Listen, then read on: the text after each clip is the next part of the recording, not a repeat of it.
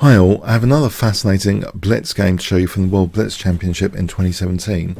Magnus Carlsen was playing Varuzhan Akobian, one of the top US Grandmasters. D4 from Magnus. We have Knight F6 and the dreaded London system, Bishop F4. So this move order, not yet committing to Knight F3. We have now B6 here, now Knight F3, Bishop E7, and now H3. So the bishop is given a pigeonhole to retreat to if it was attacked, for example. Black castles, knight bd2, c takes, e takes, bishop b7, bishop d3. So if it seems pretty standard stuff so far.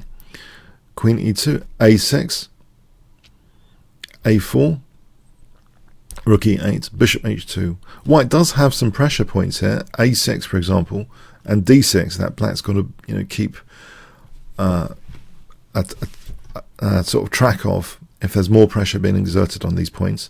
So these bishops, yeah, those are the pressure points. If we look, h6, rook fe1, bishop f8, and now knight c4. So that pressure point is attacked now. This bishop coordinating there. We have queen c7, which isn't what you always want to do, go into sort of self-in, but it's harmless here, it seems, at the moment. An alternative is shutting in the bishop. d5 just shuts in the bishop. And what's worse, actually, white could just play knight d6 here and get the dark square bishop, which constitutes a nice advantage here. So, yeah, queen c7, knight e3. Now knight d5 is played. And this has a certain downside, this pressure point. We see now that white plays knight takes d5. Now one option for black is e takes, but losing two rooks for a queen here plus pin, this looks very favourable for white. It looks as though the queen won't be having such a great time in this position. The bishop's locked in, the rook's coordinating. This looks like one of those positions where it's the two rooks that will be superior. So basically black was forced to avoid this and plays bishop takes d5. And you'll notice that both sides, they're on the first four rows. Both sides are on the first four rows. And this is like one of the few moves now. Well, taking on d5 was on the fifth row, but this is going into the opponent's territory now. White snacks on this pawn, bishop takes a6. And black, Varuzhan Akobian, perhaps had factored into his calculations, it was only a blitz game, that bishop takes f3, he might have some compensation and kind of accepted that story. But as the game would unfold, to play bishop takes f3 here, knowing that the queen, if it takes, then there's rook takes a6. But can you see another possibility? If we concretize, this is an adjective I picked up recently, is the opposite of abstraction, concretization.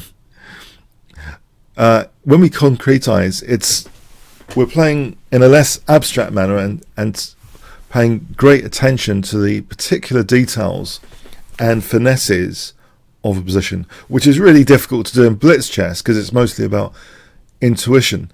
But this is a point where bishop takes f3, g takes is actually quite favourable for white because this bishop hasn't just won a pawn, it's won the b5 square. So that might reflect a downward flow, downward trend for black forever after, for the rest of the game on bishop takes f3. But can you see something that black missed here? And it's a bit of a shocker actually, because I missed it, to be honest, when playing through. I just thought, yeah, okay, I accepted this game continuation as we might do. But there's something really, really strong here for black. If I give you 5 seconds to pause the video, think about really concrete, so the opposite of abstract, really concrete moves in this position with black. So what is really concrete, which actually can get a massive advantage? So 5 seconds starting from now to pause the video.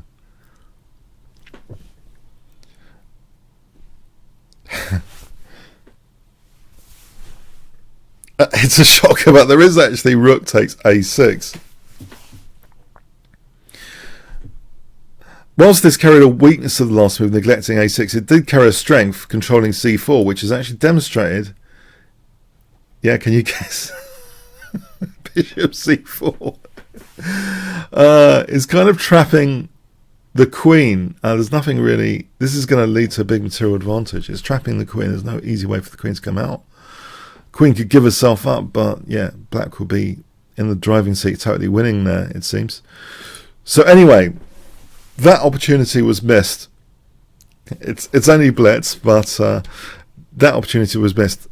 I think it was pointed out after the game to Varuzhan's shock that he had something winning there. So bishop takes f3, but you see here that it's not just the pawn, it's the winning of the b5 square. So this bishop can now sit comfortably on b5. And now c4, yeah, white's pushing ahead.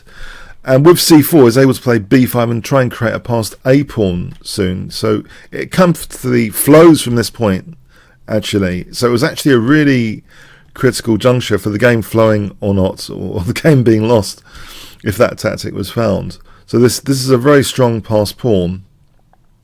And now d5 is a nice tactic as well to unblockade that dangerous passed pawn. We have bishop c6, and it's getting pretty hopeless here. Black played d takes c4, giving up the exchange. If queen takes e3, f takes, this position is just absolutely winning for white. With that bishop controlling a8, yeah, white just needs to be a bit careful and be winning this. So black tried to complicate a little bit, but it is the exchange down. Now rook a5 avoids any knight d5 stuff, controls that d5 square. And now the queen lunges in, and we've got a coordination point on b8. And this, okay, black has got the two connected passed pawns, but white's pawn is so close to queening here. And in fact, can you see what white plays here to accentuate the passed pawn? If I give you 5 seconds starting from now.